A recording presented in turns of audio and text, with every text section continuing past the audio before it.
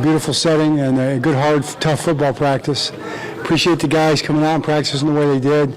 And, we're kind of twofold. We're working our way toward the and then also working our way toward the start of the season. So that's our kind of dual path right now.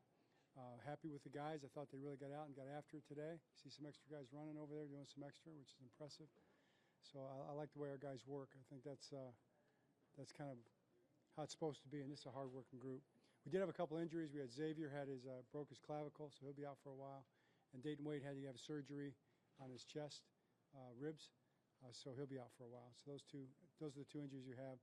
All the other injuries are stuff that we really expect everybody to be back practicing next week. If they're not practicing right now, we expect them to be practicing next week at this point. What questions do you have? Does that include like Mark? We saw Mark working off the side. Yes, that it does. That's all those guys. Okay. Well, I mean, Xavier likely is up in the air. So as you said, Lamar will be back out there practicing today. Yeah. Yeah. How did he look for you to see him out there? I thought he looked good. It's a good practice. There's a lot going on. There's a lot of mental work, obviously, for the quarterback here at this point in time. So he's working through that, trying to get it right. We had a full day. Have a full work day tomorrow. Another full work day on Wednesday. Then they'll get 4 days away, and then we'll be back Monday in the game week. Do you get all the way into the Bills at this point in this week, or is it still sort of your next week is kind of your normal game week? We get into the Bills now. The Bills and even some other stuff too. For other upcoming games, we'll start working on things. On the the roster deadline obviously looming. Do you guys in your mind have it set, or is it still kind of working through some of those final spots, and how much does special teams weigh into those questions? Well, start with the last part. Special teams will weigh in. I mean, we talked about that last week. The roles are very important, and you got to play at a high level, especially with the new kickoff return rule. What was the rest of the question? Just if you kind of made up your mind already, or you're still kind of working through. Yeah. I always admire the guys that can remember all three questions and then kind of go back through it. It's so impressive, the multi-layered questions. You got to keep it simple for me. But what was that question again? We pretty much have it made up. We do pretty much have it made up, but things can change. And there's calls going back and forth, I'm sure, with Eric and the scouts. And for us on the football side, you lock in on the football, and that's what we told the guys today. We had a couple guys who were released today, and they'll be looking for their next opportunity as well. And they're good guys, and they worked hard, and they showed that they have a future in the league.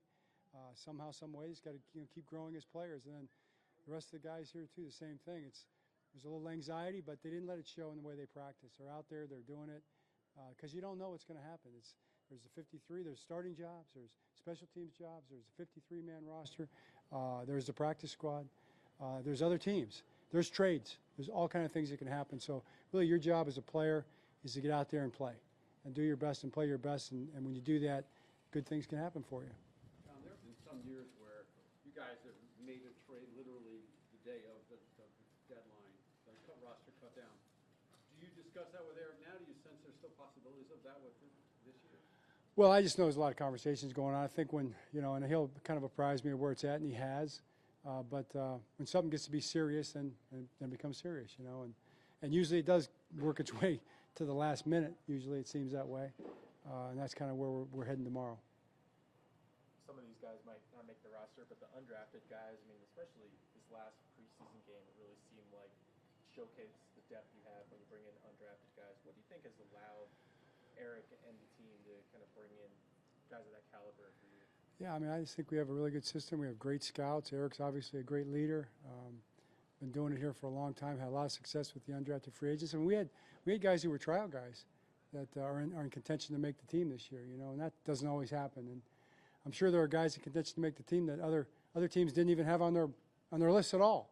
It shows you how deep we dig. I think we have a really good system that has been built with deep foundations, here, and we operate at a really high level. I also think that we work hard. We develop our players, we bring them in, and we give them reps. We're not practicing for, an hour and 10 minutes out here. We're out here, we're giving these guys reps, we're giving them walkthrough, we've got meetings for these guys, we've got extra meetings for the young guys. We try to develop them because we think if you sign with the Ravens, you should get coached, and you should get every opportunity to have a fair shot. you know, and it's not just a token opportunity, a real opportunity. And we feel like as coaches, that's our job, to develop every guy in the roster. And when you do that, it's not just the fact that you have guys who have a fair chance. It helps you bring in guys next year for sure, because if I'm an agent, I want to send them to Baltimore because they're going to get coached and they're going to have a chance. But it also makes your camp better. And when your camp's better, top to bottom, you have better practices from top to bottom. So the Lamars and those guys, they get better practice too, because they're going against better players who are better prepared, who are coached better, who know what they're doing. And just, I think, in the end, it makes your whole team better. John. Was that a pretty good answer? Yeah. Pretty deep? Yeah, I just have the sun in my face. On Jair, first, do you expect him to be one of those guys that will be back next week? I do. And secondly, when he's missed that much time, what's the concern, or however you want to put it, being able to ramp him up to the regular season? Yeah, well, he's been working hard as far as all the non-football stuff. So, you know, he's been chomping at the bit. You know, he's been trying to break out of prison. You know, he's been locked away in there. It's a nice place. It's a beautiful, but in his mind, it's a prison nonetheless. And they're doing what they need to do to get him ready for that. But yeah, practice is important, you know. And he's a veteran guy. He wants to practice. So when he gets out there, I'm sure he'll be going at it. But it'll be our job too to monitor that as well, to make sure that we do it right. It's a long season, and we want to bring it back the right way.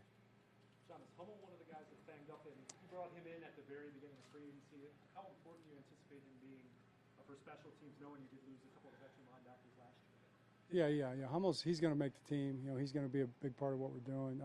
He had that hand thing, so he had to go in there this week and do a little minor procedure that he should be practicing next Wednesday. It should be good to go for the game if all goes well, which they say it's going great. I know you don't like comparison questions, but as far as the level of depth, it looked different this year. Watching the 3s and 4s that not only had talent, but were all making plays, knew what they were doing. The level of execution to go with it feels, from the outside looking, it was better than I can recall maybe since you've been here. Is that fair? It's hard to remember. I mean, you know, we've had a lot of good preseasons. You might recall. Wins and losses, but just the whole way through.